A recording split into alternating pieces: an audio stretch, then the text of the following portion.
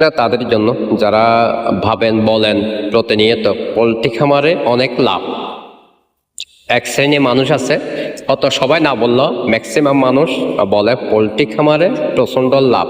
কষ্ট করে ভিডিওটা কন্টিনিউ করবেন, ভিডিওটা একটু লং হবে, তারপর অনেক কিছু বুঝাবো বা এই অধমে যদি কিছু কথা সহ্য করতে পারেন ভিডিওটা দেখাচ্ছি আমি ব্যাক ক্যামেরা দিয়ে, একটু দেখতে থাকুন।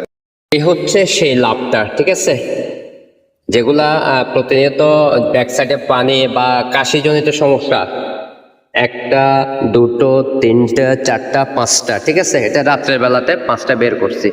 আর এখানে কতগুলো আছে দেখাচ্ছি, 2 3 4 5 6 7 8 9 10 11 12 13 14 15 16 17 18 19 20 21 22 23 24 25 26, মানে 26টা, এখানে 26টা আছে, ঠিক আছে।